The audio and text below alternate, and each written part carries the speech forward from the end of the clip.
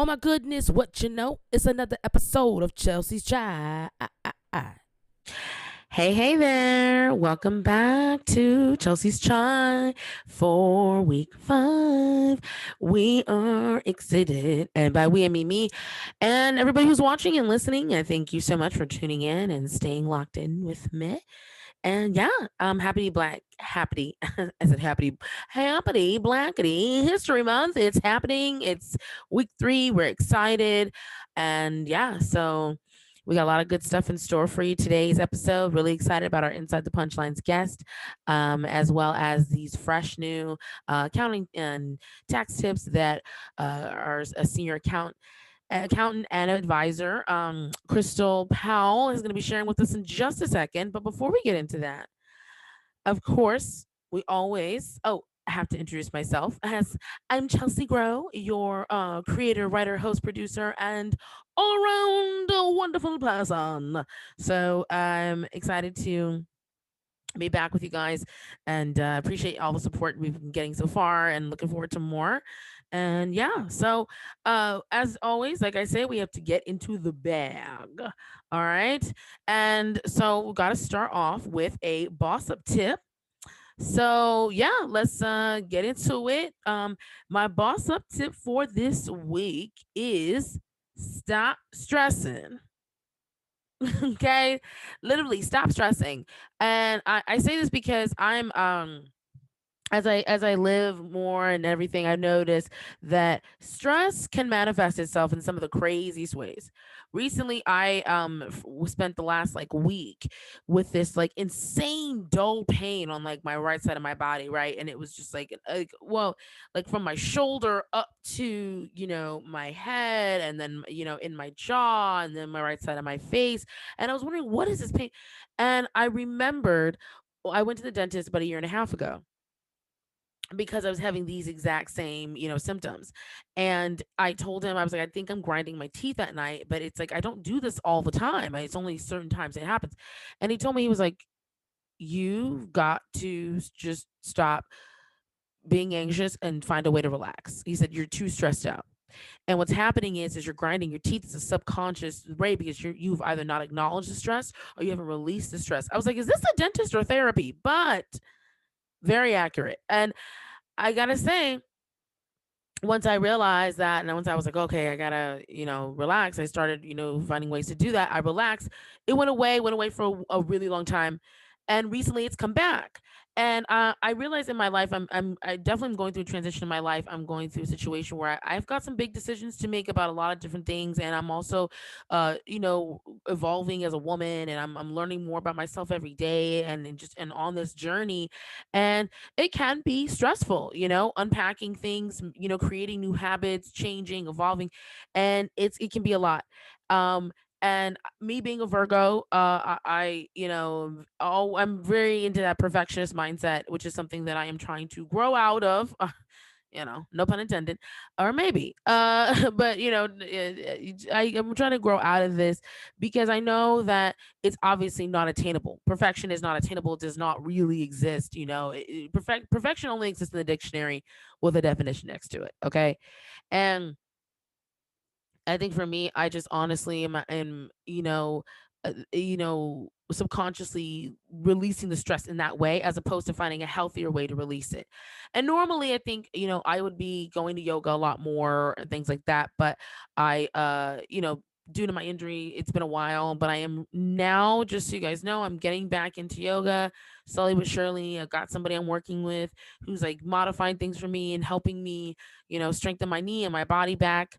So I feel like a lot of this stress will go away, but in the meantime, all I have control over is my mind. So I noticed when I got home today that I was like, all right, I had to mentally just, you know, I just really just acknowledge that I'm the stress and like acknowledge when I'm like clenching my teeth and clenching my jaw. And I got to the point where the more I just kind of like relaxed and just kind of started doing and less thinking and more doing, slowly but surely the pain's been going away, And so I said all that to say, guys, some of the things that we may be dealing with in our with our bodies and with our minds can be stress related. And a lot of it is. And I'll never forget, my dentist actually told me This is, his words, not mine, but he said, stress will kill you faster than anything on this planet. And he said that from the bottom of his soul. So I know it's true. And I really want y'all to understand that, take accountability, take inventory of what's going on with you, because, that stress, this has been a stressful time for everybody in the world. So it's okay to like not be perfect. It's okay to not have it all figured out. It's okay. Like, I'm at the point now where I'm realizing, like, I do what I can do every single day, and I gotta let the rest go. And COVID has definitely forced a lot of us to, like, lose control and everything. And I just want y'all to know, just it's gonna be all right. Okay, just we're gonna Kendrick Lamar through this thing, and we'll be good. So, but just don't let stress manifest itself in these physical ways. And when you do feel it, check it so you can just let it go. So I'm gonna be continuously reminding myself to relax so I can stop this teeth grinding and everything. But in the meantime, what I've done so far, I've noticed a difference just in one day of just consciously relaxing and being present. Do as Mr. Miyagi says, basically. Just, breathe. It's like it's where I get my medical advice now is Mr. Miyagi. Yes, movies from the 1980s. That's where I get my medical advice for today. Because honestly, it makes a lot more sense to me than what's going on now. So that's my boss up tip for the week. And now we are going to go to the A and get in the bag, which is accounting with Miss Crystal Powell, and she is going to be giving us some new tips, some fresh advice for tax season. So let's get into it. Hey, hey, hey, y'all. We are back. And look who's back with me. Hey, Miss Crystal Gaines. Oh, excuse me. Crystal Powell. Sorry. I got so excited. I called her by her maiden name. Get me together, me. Okay. But yeah, no, Crystal Powell, she's back with us again with some more financial tips. And I'm really excited to get going. She's a senior account manager, a senior accountant. So she's a senior accountant, and we are going to be tackling some, because tis the season, we're going to be tackling some tax questions, but we do want it to be known we're not tax experts. I definitely ain't no money expert. Okay, check my account. You be like, "Ooh, girl, no, you need the advice. Don't give it." But but Crystal, she is definitely gonna give you guys some personal experience combined with her accounting experience, and so we're just gonna get into that. So I just want that disclaimer so y'all aren't like, Chelsea, my taxes messed up, and why'd you jack my taxes, girl? No, I told you. I told you now. Um, so really excited to have you back, Crystal. You have any updates? I mean, how's everything been? We've done like 4 episodes now. We had you on our first 4 episodes. Got great from my side. You got great feedback. Everyone was big fans of like what you were saying and stuff. How things on your end? Well, first, I'm not going to jack anybody's taxes up. So I'm not going to say anything that's going to result in taxes being jacked up. I No. I'm not a CPA yet. Yeah. Amen.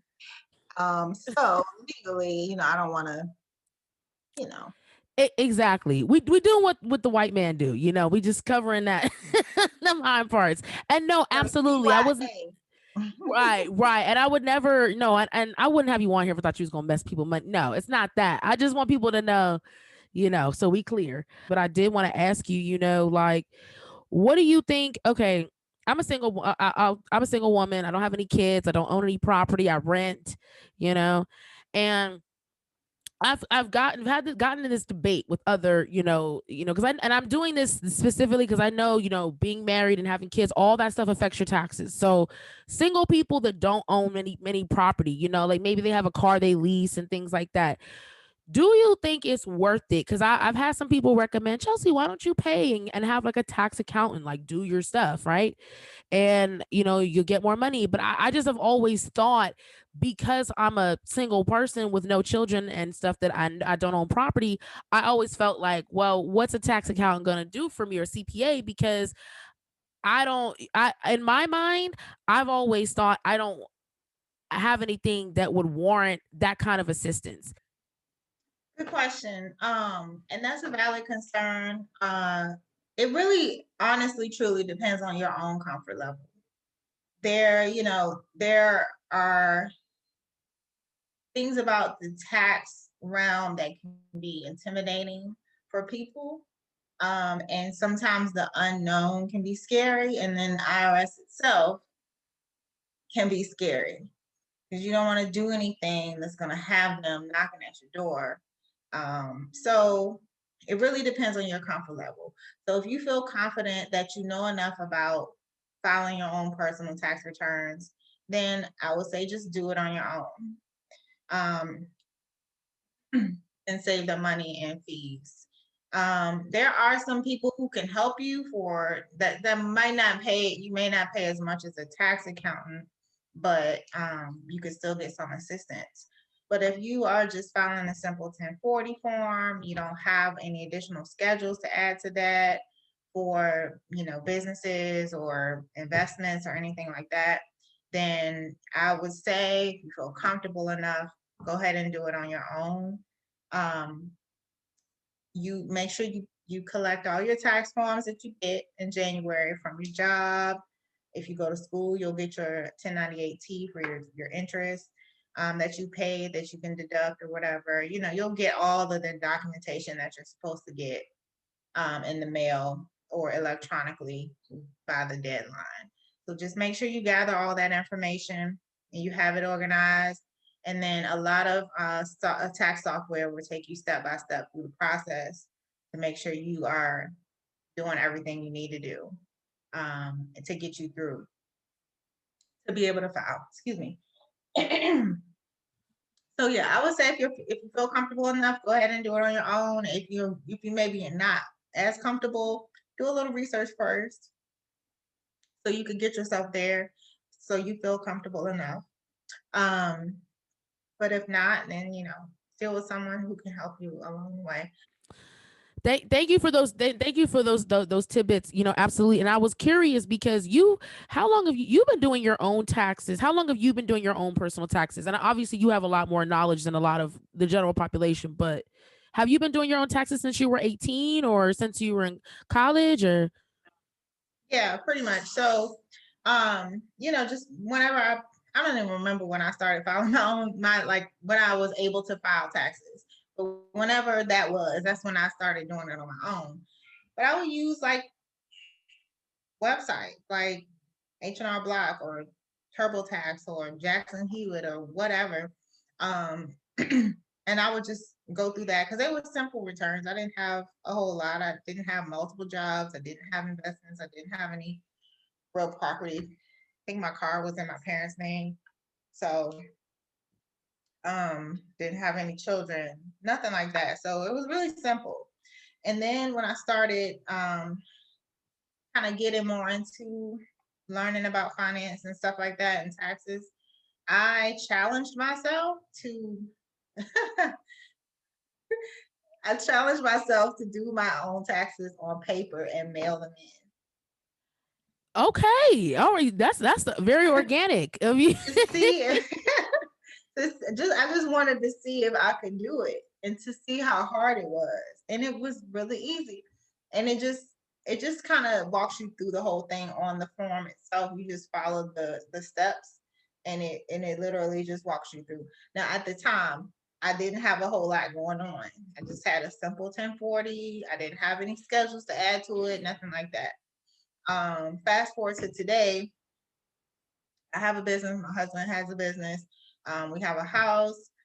We have investments. We have kids, stuff like that to add to all the chaos or whatever. But I still do my own taxes. Now, I did have someone do our taxes for maybe, I think, 2 years, like right after we got married, because I just wanted to make sure we were doing everything right because my husband had his business.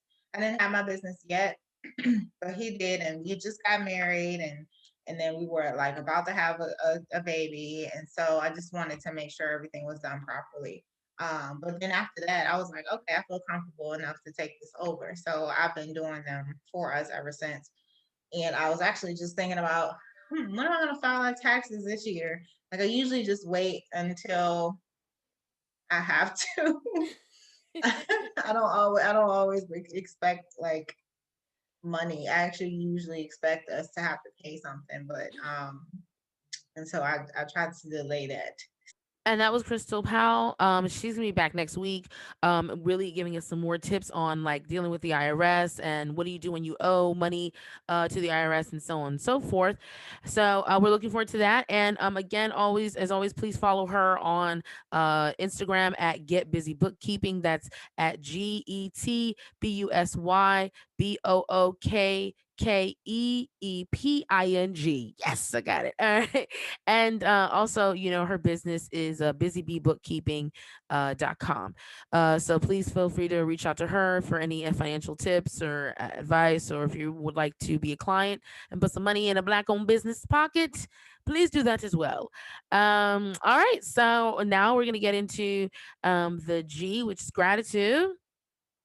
Love this because forces me to actually be find a gratitude moment from the week. I will say gratitude moment for the week. My job is up the street from like this like taco truck, right? And for the longest that I've ever worked, I've always asked for a ride there because it's like a 2-3 minute drive, right? And I always thought the walk was too long for me to make it there and back. And I go to the taco truck today.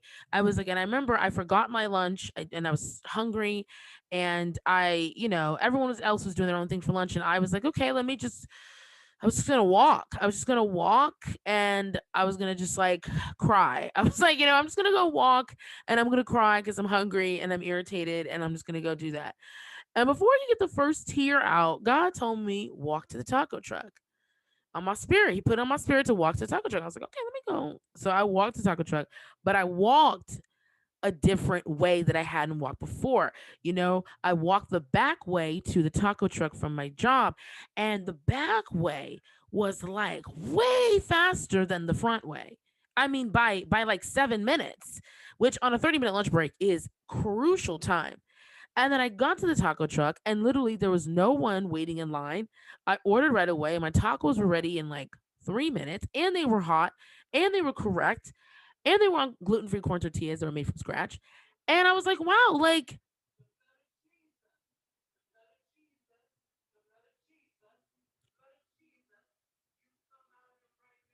I think it's one of my neighbors. I forgot to close my window. That's my bad, guys. But what I will say, just to wrap this up, because I don't want to pause and record this again, is for gratitude, I'm grateful that I tried something different, and I was pleasantly surprised. you know as someone without a vehicle who works in an area that's not really like walker friendly, especially when it comes in regards to like things like food and stuff like that, I am so grateful that I was able to access that for myself today by just, instead of getting in my head, I just stayed present and I tried something different and it worked out. So that's my gratitude testimony for the week. And that is the bag for this Friday. I'm gonna close that window before we get to this next segment. But yeah, let's get inside the punchlines. And I'll make sure I close my window next time so you don't have to hear whatever my neighbors are talking about. So real excited for this gentleman you're about to meet, and let's get inside these punchlines.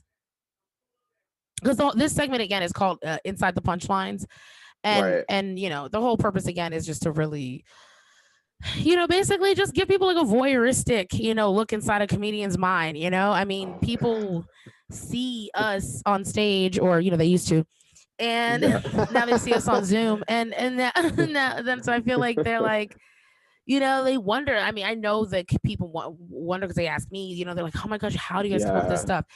Yeah. And Yeah. I think it's something to sharing the fact that like some of these bits that we share, they really make people like fall out their chair, laugh, come from a lot of different things. Some of them come from some dark shit, some from Yeah. pain, but not all of it does. Some of it just comes from No. I was just walking down the street and this shit was crazy. But then it's like, what made you say that? Oh, because we walk down the street all the time and see a bunch of different shit. But what made this Hmm. specific thing become a bit, and what made it like snowball into Right. what Right. it Right. is? Yeah. Um, Oh, I love that. I definitely I feel like a lot of times too when you do like interviews or podcast sort of interviews and they rarely ask you questions about that. So this is yeah, I love this. It's almost like it's almost always like, what are you doing, or what's new, or like what sort of new career thing have you You're like, done? I And just wrote a whole like hour of material and before, you know what I'm saying, or 30 minutes or whatever. I just like, I have a new 20. Like, what are you talking about? yeah. What's coming? What's here? I know, it's just like I don't know. It's like almost like I'm not famous enough to be having like 9, 10 things lined up. I don't know what they want to hear. So yeah, I just shot this movie in Morocco when I'm just, everything's great. I love it. I love it. Okay, so for your bio, I mean, you want me to just kind of speak from the heart and everything? Yeah, because you know me really well. I usually only say that to like people who know, like fellow comedians who know me really well. Like if I didn't know you or if you were white, I wouldn't leave you to just say that because I don't know what you're gonna say. You know, like If I I didn't know don't know. you and you were white, Would be like, no, no, no. Let me go ahead and yeah, shoot you over the it's like no, correct let's verify tele, this. yeah, the correct teleprompter. But no, you and I have known each other for like years now, so I'm like, I trust you enough to say whatever leads your heart. And if the Lord put it on your heart to say that I ain't shit, then say that. Like just Shut up, no, just say that. okay. Whatever, however whatever is on your heart today. Because on this lovely uh Sabbath, I Sunday, don't know what. Yeah, right? Like, what day is what day it? is it anymore? I have no uh, conception of time anymore. Hello, everybody. Welcome back to Chelsea's Chai, and we are here. We are back. Okay, we've got a whole nother segment of Inside the Punchlines, and I'm very excited for this week's guest. He is a native of Florida. He has been living in Los Angeles, grinding for so long. He is a phenomenal writer. He has performed all over the country at comedy festivals, black comedy festivals, white comedy festivals, Asian comedy festivals. He is just everywhere, killing all the audiences. Okay, he is a universally funny person, and is a very good friend of mine, and I'm just also was a part of the Goon Squad comedy. We've done so much together, and I'm so excited to just introduce you to him. And trust me and believe you will be seeing so much more of him in the future. If you haven't already, if you're not on the Chaz Carter train, you need to hop on. Give it up for Chaz Carter. That was Hey. such a fucking fire ass intro. I love it. Well, we don't know nothing but to fuego. Okay, Yeah. us Afro Latinos. Hey, Hey, there we wepa. go. There we go.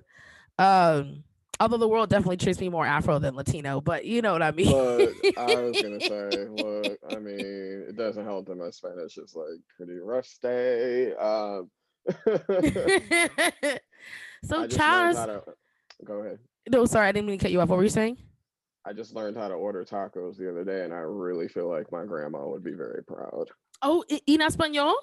Yeah, yeah, yeah, yeah. Oh, Yeah, okay. I did. I felt so proud of myself, even though there was a Latin couple standing behind me who were looking at me like, if this nigga don't get his ass out of goddamn way, So you just say asada. say it. Just say it. It's taking 2 years to order because when you don't know Spanish, you're just talking through it very slowly. You're like, and me gustaría tacos del pollo. There you go. They're like, And they knew what you meant, okay? Because listen, okay, look. people's languages real shift when money's involved. They'd be like, oh, you want to buy something? That's what they hear. Oh, you want to spend money with me? And also forget them people. Let me sidebar this real quick. I am over Latinos looking at Afro Latinos or people who have an Afro Latino parent and like looking at us, and then and we speak Spanish and they're looking at us crazy. First of all, okay, you be shenanigans all down the block, okay, saying the N-word. Like, okay, hello, can we sidebar about this? Because they be saying the N-word Yeah, just I you mean, saying a tamale or whatever, right, right, right, right, right, right, right. and that's Yeah, not even no. racist. I actually live around the corner from a tamale lady. Okay, so I hear her ass every morning. I So literally, And that's what I'm saying. It's just so disrespectful to me. And it's like, So you know, I, disrespectful. I don't, it frustrates me when I see certain, and this is not absolutes. Okay. Obviously, there's plenty of Latino people that get it, understand the struggle and everything that Black people have Exactly. gone through. But it's just like there's certain Latinos that appropriate the mess out of Black culture, and then you'll see me. And I actually have a parent from like the Caribbean who's Spanish speaking, who speaks Spanish, but didn't even teach me Spanish because my father's a dark skinned Black man. And Mhm. he's like, "Oh no, the world's gonna treat you like crap anyway because you're a Black girl. I don't want you to be Spanish speaking and Black." And I was like, "What? This is an asset, okay? That's an extra 30 grand on a salary." He's like, "He would mess me up." Yeah, no, I mean, at least yeah, I would say at least you got to have that conversation with your my, I was raised primarily by my mom who was Black, and my dad, my biological dad, was a deadbeat, so we never really had much of a relationship. So growing up, I had some Spanish influence from my brother's dad and his family, who basically took me in and helped my mom raise me as their own, which I'm forever grateful for. But outside of that, it was just like not really knowing, being fluent in Spanish meant that I had to spend most of my life with people just kind of staring at me and being like, I don't know what you are, but you got something in you. Like that was literally, I've had $1 for every time somebody said that to me growing up. It's just Oh like, my gosh! All right, and like, like and the hair reaches. They're like, "Oh my, you have yeah, something. Yeah, yeah. you have something." I'm like, "In my Talking hair, about cause girl, otherwise, back up." they're talking about me like they discovered a new species of plant or some shit. Just like you Dude, look, you're like seriously. so fucking weird. It's really kind of it's really gross. Okay, well we could talk about Karens and Jessicas and people like that all day. Although Right. not all Karen Jessicas are bad. It's just, we all know what these terms mean. Okay. Karen's and Jessica's like, wait, my name's Karen. It's not fair. It's like, girl, calm down. Well, I want to get in. I'm ready to get inside your punchlines. Oh man, yes. Ooh, Yeah, yeah. doesn't that sound right? And now it's so funny because it sounds like sexy kinky, and I've been saying it to everybody, and I'm like, and then they're just like, ooh, okay, Ooh, all right. get inside that mind, that mental Look, seduction. man. I All mean, right, so what we're gonna do is we're gonna listen to two bits that you don't know which ones they are. I picked them myself, but they're funny, obviously, because they're from you. oh no, I know. I trust you would set me up like the Oh no, a mess. Like, yeah, come on my podcast so I can play bad comedy. You like no, like what, trying to get these ratings, fam. I be setting myself up. See, you try to play somebody, play yourself. I ain't playing Look, myself. look. Mm. Okay, so let's get going. Here's the first clip. Got it. We love to hear it. And all right, this is Chess Carter.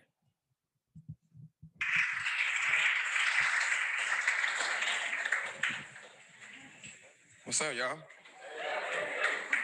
This looks like a modern day auction.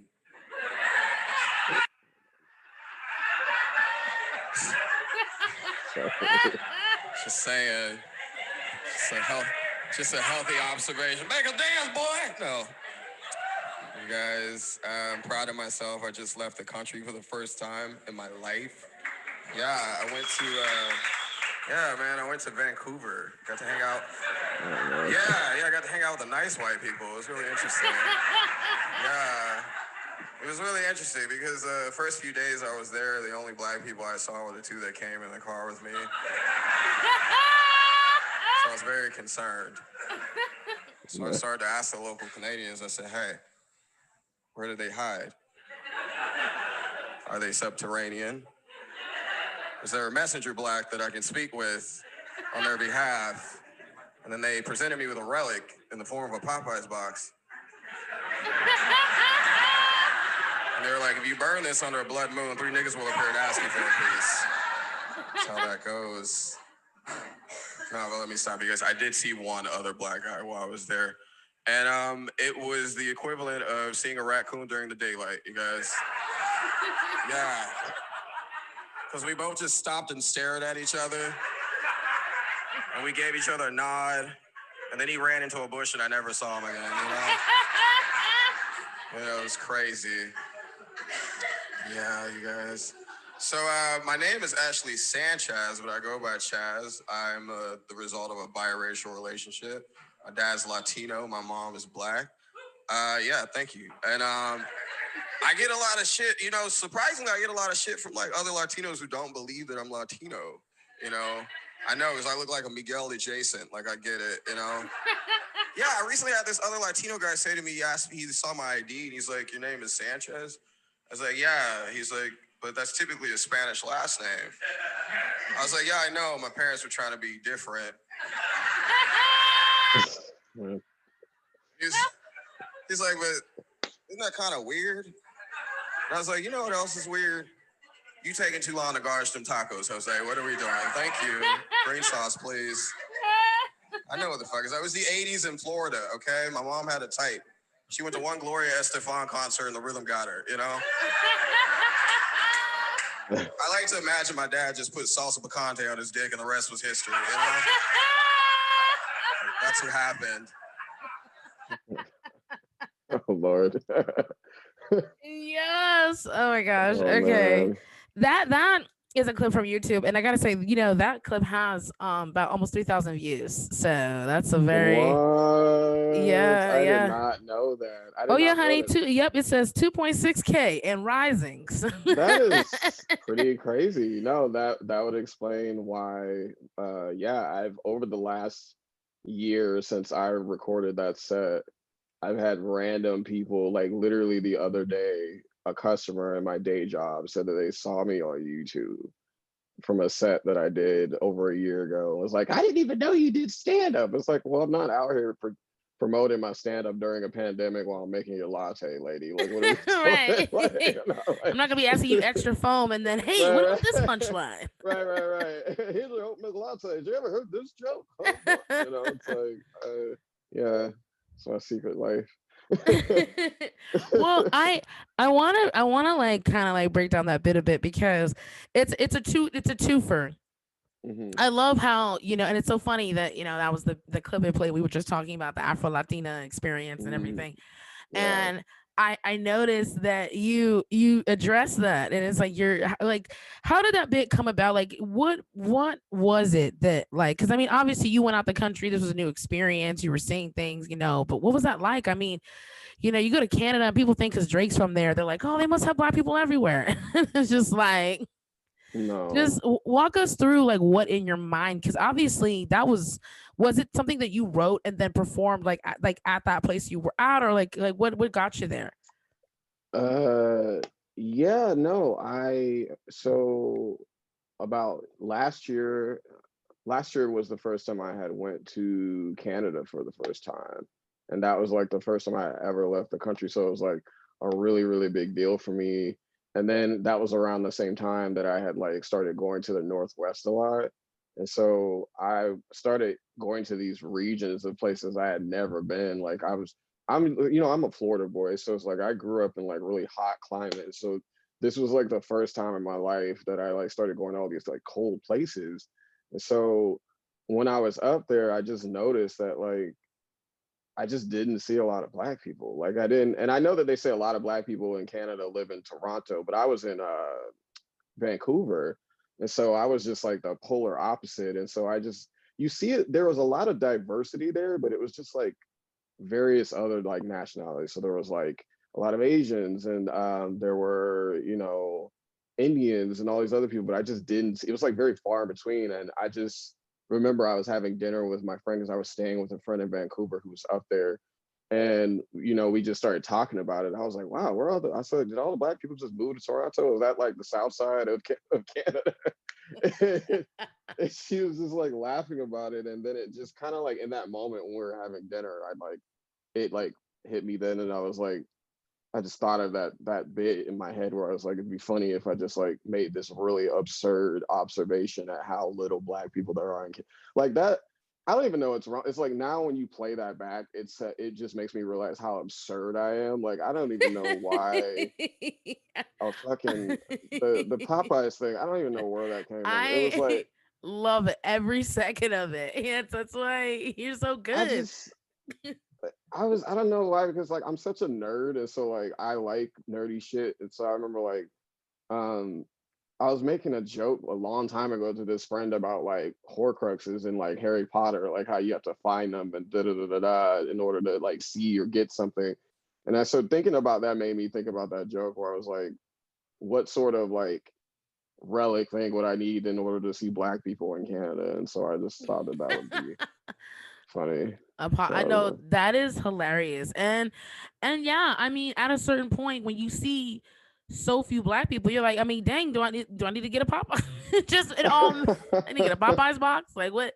And yeah, it's like you're so desperate to see a black person, like you'll you'll stoop to like a racist epithet, but a it's really funny. racist epithet. Yeah, I know. The first time But I said that joke on stage, I was like, I don't know if people are gonna like. I was like, damn, niggas are gonna either really like hate me for saying this or like laugh. And luckily they laughed. So I was because I right. thought it was like it was funny, but sometimes I was when I first started doing that bit and it started making its rounds, I definitely was a little worried. That I was like, I don't want this bit to land the way I don't want it to land and have people think that I'm like, you know, making making fun in a way that's more like subjective and observant versus me just like saying something that's just like blatantly ignorant, you know. Right. Well, you know what? What's crazy is I'm reading this book right now. Well, listening to the audiobook. It's called The Subtle Art of Not Giving a Fuck.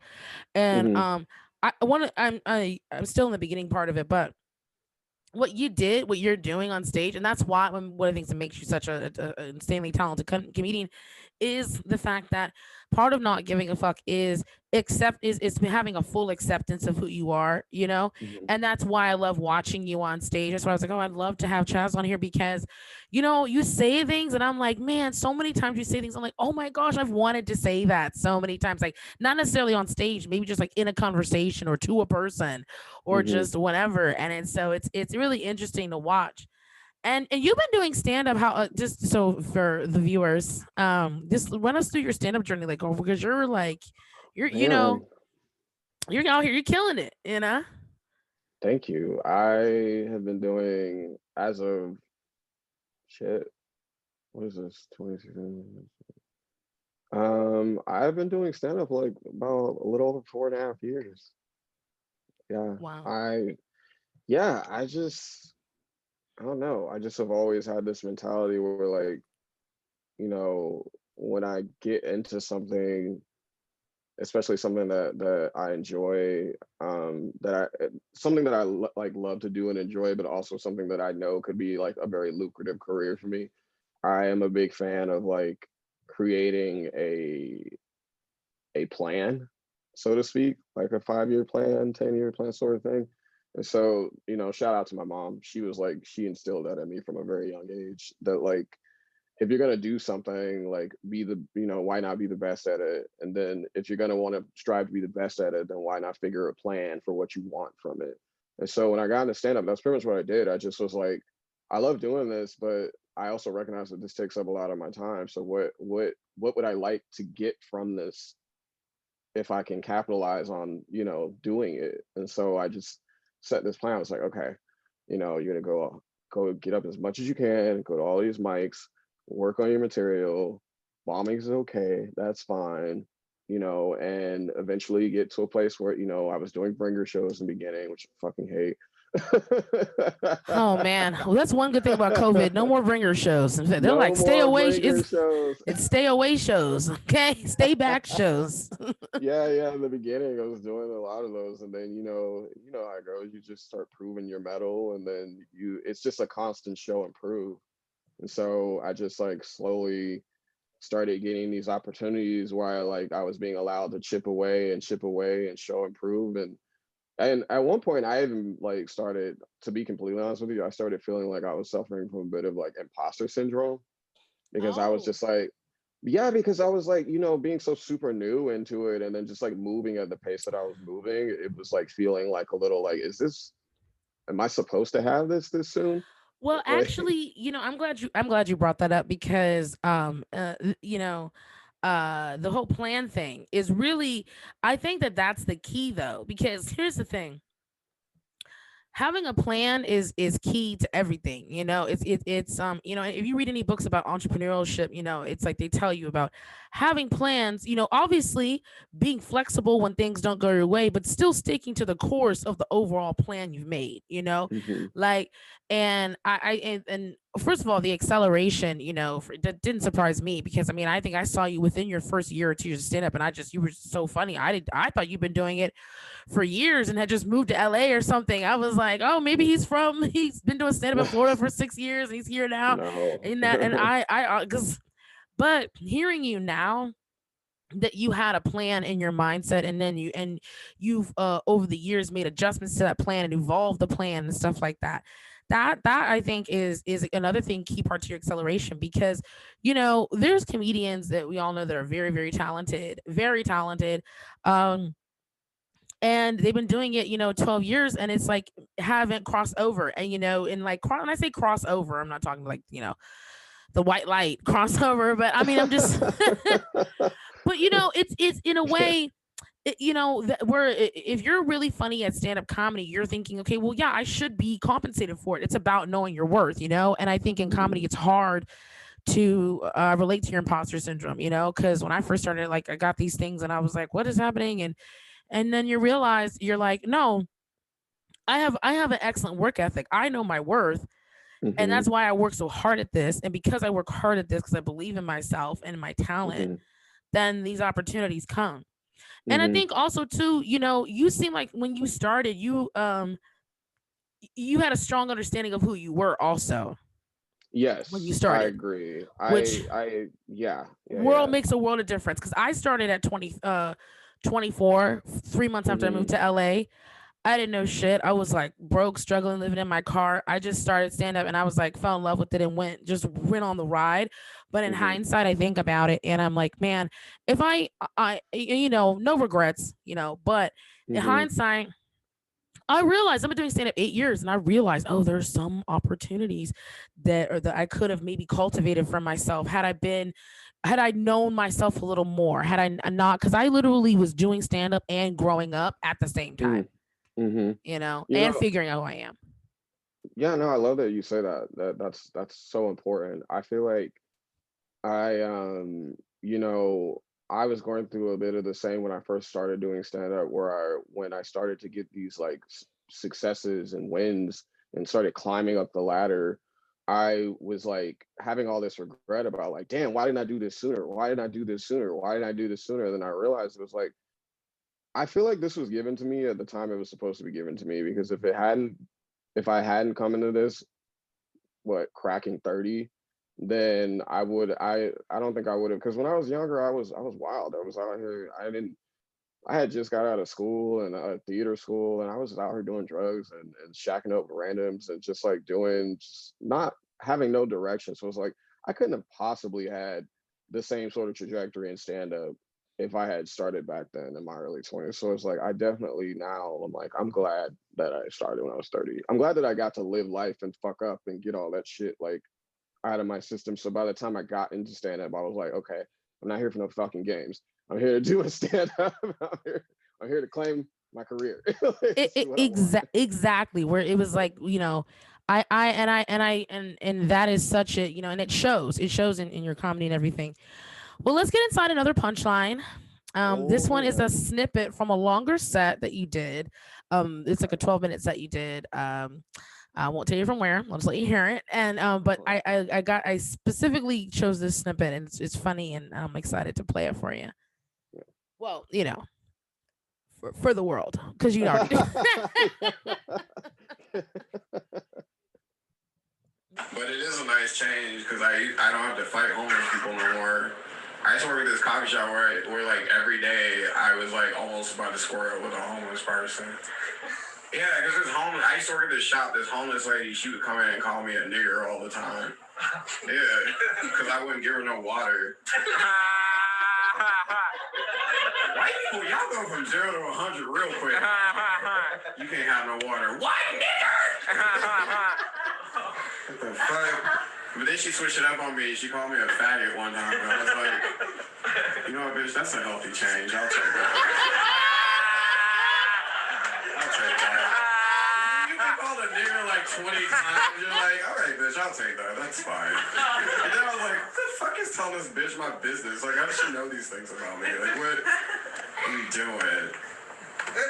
Bitch. Fuck her.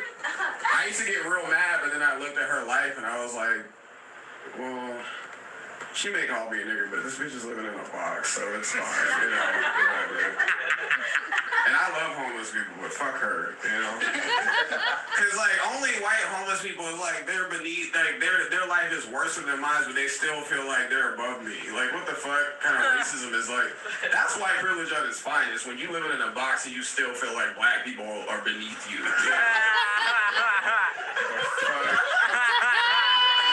Bitch is living in a whole ass cardboard box and still feels like I'm just not shit.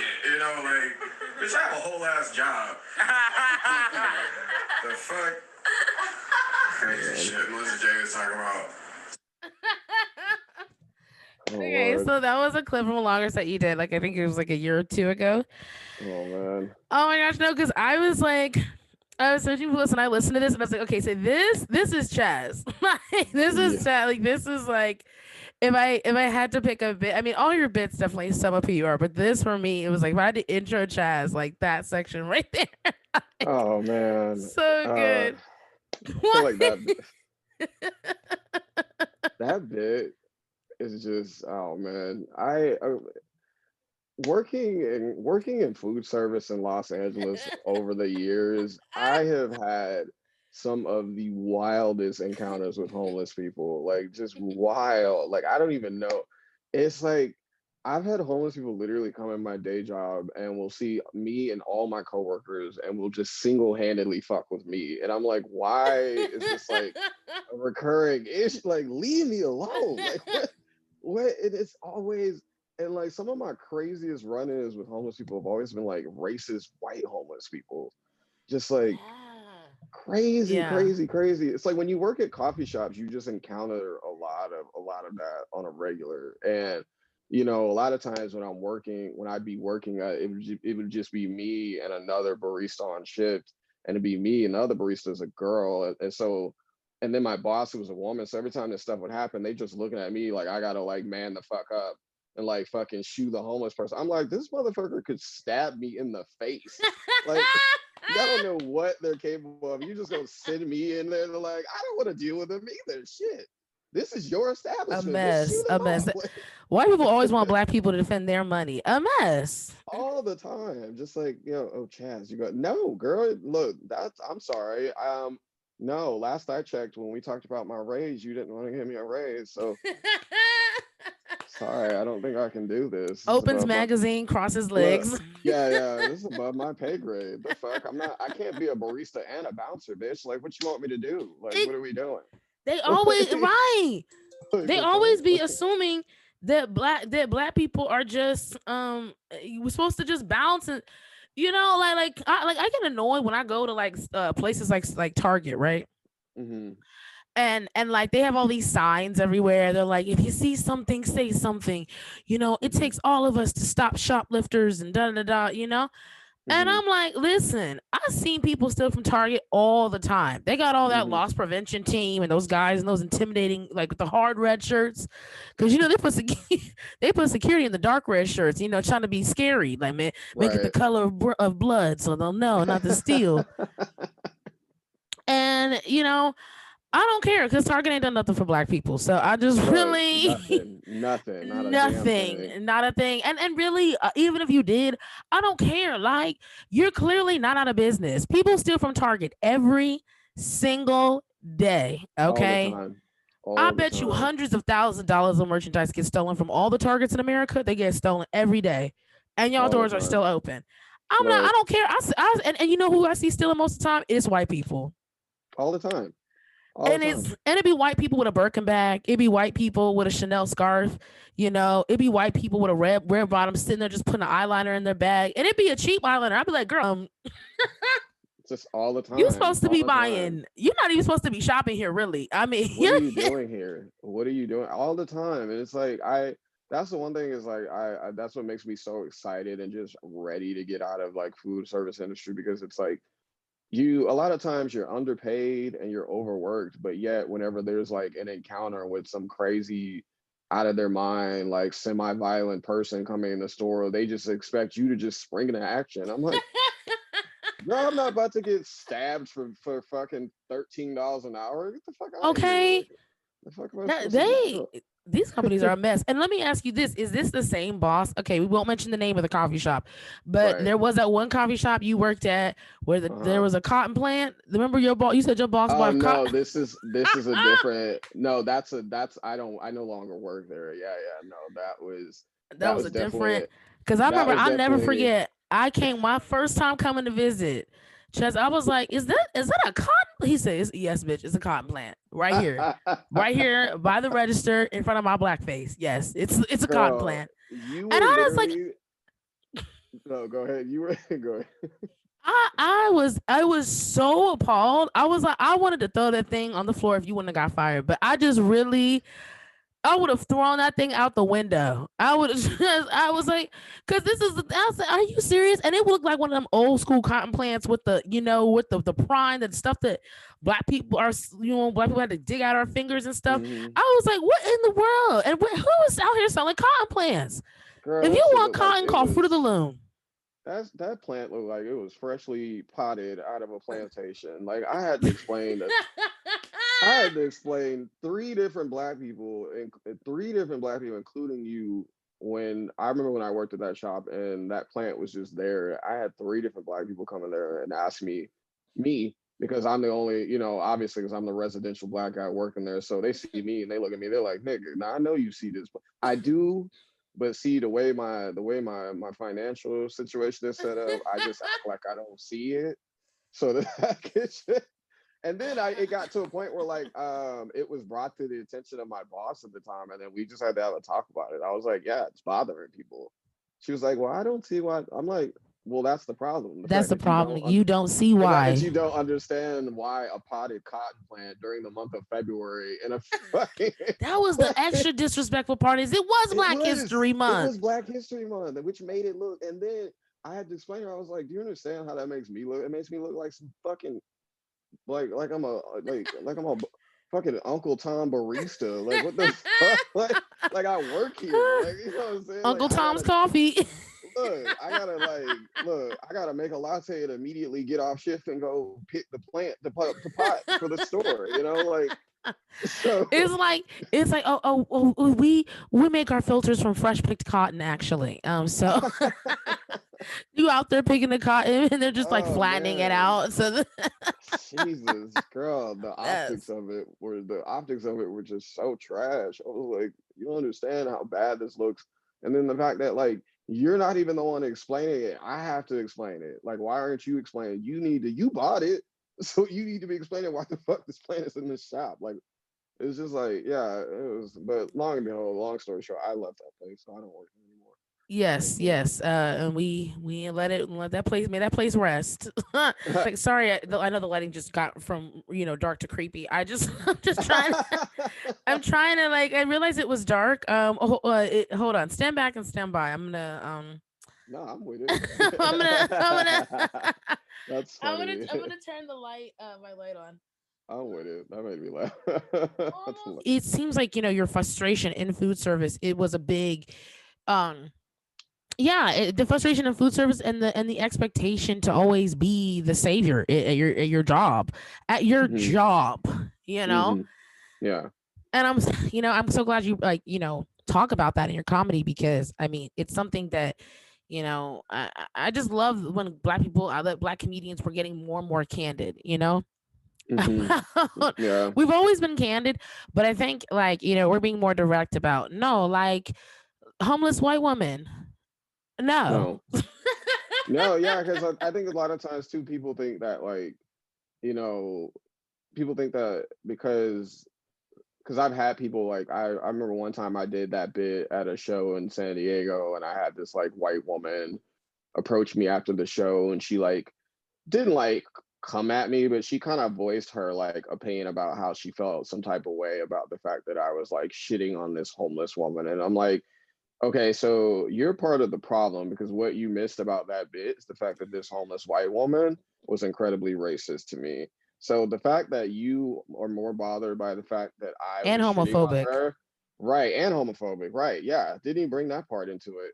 So it's like the fact that you're more bothered about me making a joke about her versus her being racist and homophobic to me says all I need to know about this conversation.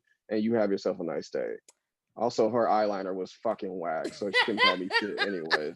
So I don't Looking understand like a that. looking, Yeah, trying to hold in that racism. yeah, Just no, her eyeliner looked like the COVID rising cases map in LA. Just like the little fucking girl. Like it's nigga, not the rising cases. just like It's like, ooh, man, at the look, weed shop, I saw a girl with some eyebrows. Ooh, man, drawn like on. I was like, ooh, girl. I was like, Daffy?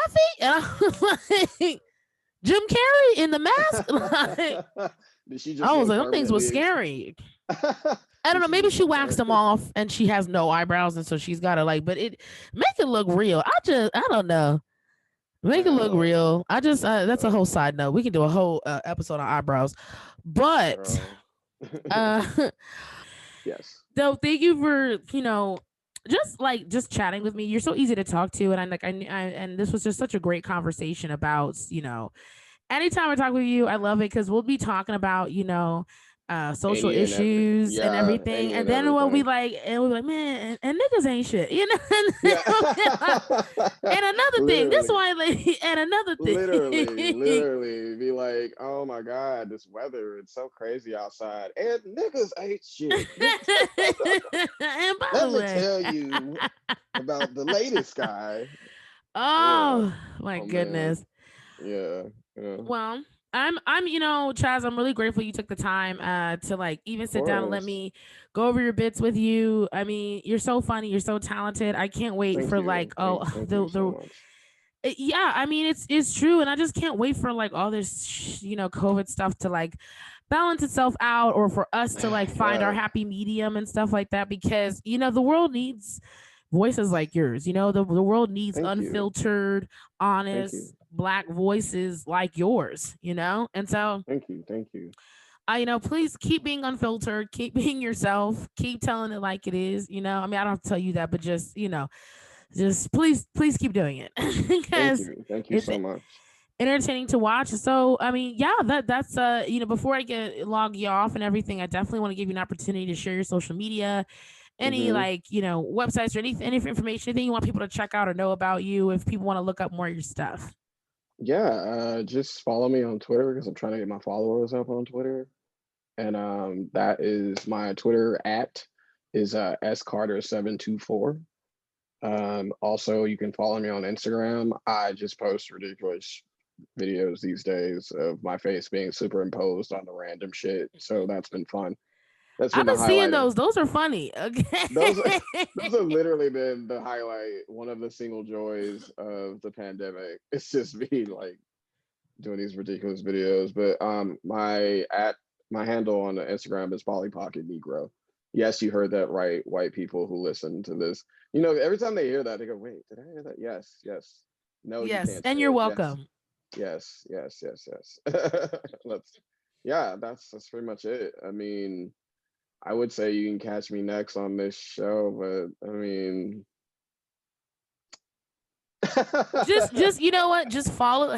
They should just follow you, and then they should just stand back and stand by, and that's it. yeah, stand back and stand All by. right. Yeah, if you're lucky, you might catch me on a Zoom show. But other than that, yeah, just wait until it's safe to be outside again. Right. Okay. And it will be, but in the meantime, you have so much content that's already out there, and we have, and now, some of your content is out there for some new people to listen to, and yeah, it's been a wonderful interview. Always good to Thank see your you. handsome face. Oh, thank you. You Yes. too. Well, you're not handsome. You sexy. Okay. Well, Yeah. I'll take Ah. it. Ew. All right, so let's stop making baby noises and log. People are like, what are you guys doing? This is Okay, hilarious. well, thank you so much, Chaz, for letting me Yes. get inside your punchlines. Yes. Thank you. And that was the hilarious Chaz Carter.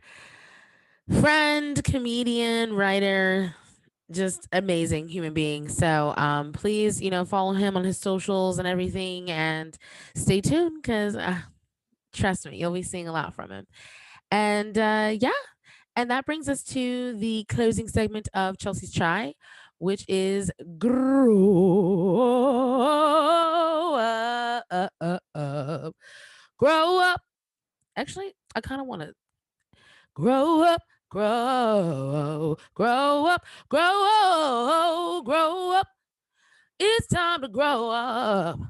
It's time to grow up. Okay, I'll just want to test them vocals.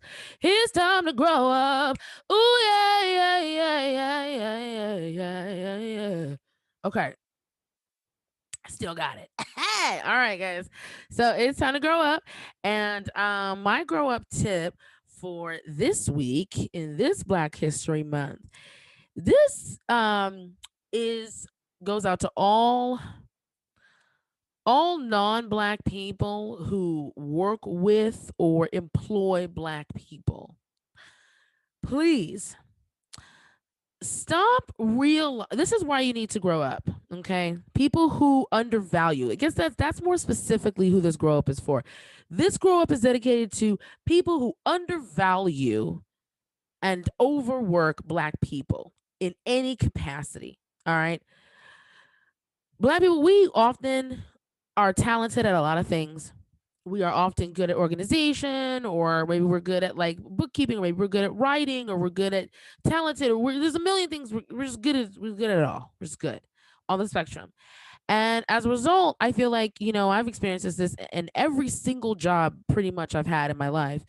And I mean, I know other black people who have too. It's like you go to the job, you do the job, and you do it above and beyond because you have to, because you are that is who you are as a person, and as a black person bred to be. We are always bred to just work and work hard, work harder. You've worked the hardest, work harder than that. And then we do this, and then people realize that, oh, you can do five people's jobs. Just you one black person can do the job of five people, but we are still going to pay you the price of one person. And and I just want this to be going out there. Black people, we have been bamboozled. I think some of us were bamboozled for a long time, longer than others, about our worth, about like our value, because there's been so much brainwashing that's gone out there about our value, about how we aren't valuable. And I'm just having all my devices go off right now, and I'm being a bad host, and this is my show. And but it's okay. I'm going to turn the volume all the way down. That's the light. Volume's off. But anyway, back to this. You know, black people, we have fought tooth and nail to get to where we are right now. And judging by the current state of things, it's better, but it is not. We still got as per usual, we got a long way to go.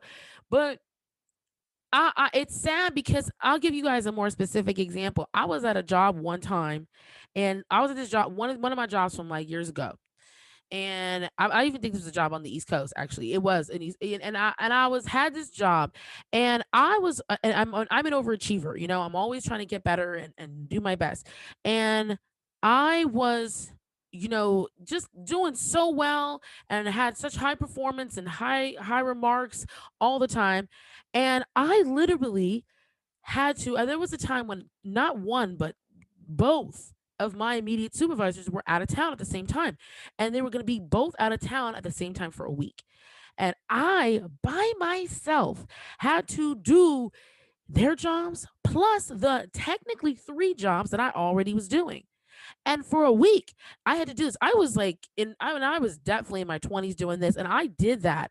When I tell y'all, I did that, and I did it in excellence. I did those jobs. Excuse me. Had to take a sip on that. But yeah, I've done this in excellence, and next thing you know, I'm looking at what I'm getting paid, and it's insulting. I know Pizza Hut delivery drivers who make more than what I was making doing these five different jobs. But my supervisors always expected so much of me.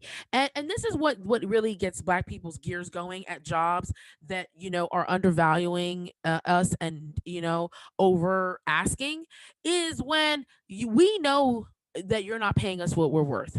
Okay. We know we're doing five people's jobs. We know that we are performing at a higher level than people that you're paying me the exact same. And then we go through this, we deal with this, we tolerate it, and on blah, blah, blah, blah, blah. But then here you come, with an attitude. And that's where you gotta grow up. You don't get to have both. You don't get to be demanding of me when you know that I'm doing a job for way, way less than what you need when you're paying me. Okay. If I'm doing five jobs and you're paying me for one, and maybe like my fourth job, I'm one day I'm a little off. Like, you don't get to snap at me and say, "Oh, get it together, grow." Step it up. It's like, no, it's been stepped up. Okay, I've stepped over. Okay, it's like, you talking about step up. I have stepped over. I have stepped out. I've stepped back in and back out again. I mean, I'm a step show. I am a literal step. Most black employees are a literal step show. Okay, you need us to step here. We step here. We step here. We step here. And so this is why. So I'm saying, if you know good and well, you have a black employee and you're paying them, I don't know, $12 an hour somewhere, but you know that they are doing work that is worthy of 45, 50, 60, $70 an hour, because they can perform. And it's like, what is it about these companies who are like, "Oh my gosh, this black person, you know what, we're going to get him so cheap.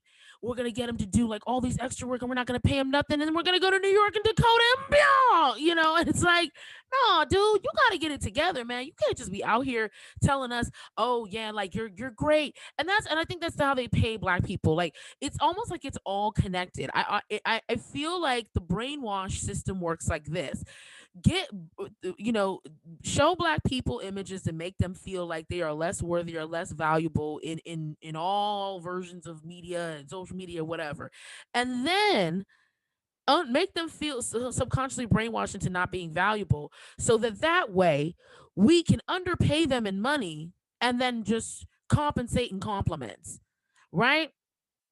Like you've been to those jobs where it's like, you're paying 12, some getting paid $12 an hour. You really should be getting paid $50 an hour because you do so much in the same amount of time that other people do like half your work. And you're overcompensating. And then next thing you know, you ask for like a $2 raise, and they ask like you asking for a kidney. They're like, "Oh, $2. It's like, yeah, I'm doing 79 jobs. I am that scene from In Living Color. Okay, that scene from In Living Color, that skit where the Jamaicans, they're like, you only got one job, man. One job. It's a two job, only two job. Like that. It's like I'm literally, I feel like every black person is like subconsciously Jamaican by our work, because even if we are at one job, we are always doing like 99 jobs. It's just, I'm tired. I'm tired. So just keep that in mind. If you are employing a black person who is going above and beyond, which let's be honest, 9 times out of 10, we usually are. Okay. So if you're going above and beyond and you see that, don't sit there and be extra and then have an attitude on top of that. Okay. Because, like, black people, we are, have always been and will always be a hot commodity. Okay, and we are always going to be trying to, like, people are always going to be trying to like pull from us and stuff like that, but we are asking for rates. We have rates now. Like, black people, we are coming up on some real rates and some pricing. We have price lists now. It's not like, and I mean, well, I guess dang, I guess I was kind of like subconsciously slavery, but I was not thinking about slavery. But now, like, the price list. But this is like, I'm just saying, now it's like priceless for us. It's like not like the price for us being sold. The price is now what you got to pay me to do what you need me to do. Period. So yeah, all of that, like, oh, overwork these black people and no. And black people, you don't ever, not ever let nobody get you for no more, for no price, five people for price of one. Okay, Get paid for every single job you do. Okay. And that's my girl for this week. As always, appreciate you guys tuning in. As always, appreciate you guys listening and all that stuff. Please, please, please have a great weekend. And also, please follow me on social media if you're not already, at Chelsea G Comedy. That's at CHELSE G Comedy. That's also my Twitter. And yeah, so you can follow me there. And then, I have a website, chelseagreaux.com, CHELSEGREAUX as an X ray.com. So that's where I'm at. And if you have not already, please feel free to stream my special comedy special. Yes, I can. It is now streaming on YouTube as well as iTunes, Apple Music, Spotify, Tidal, all streaming platforms. So I look forward to seeing you guys back next week. And until next time, keep your cup ready for some more Chelsea's chai. Okay, bye.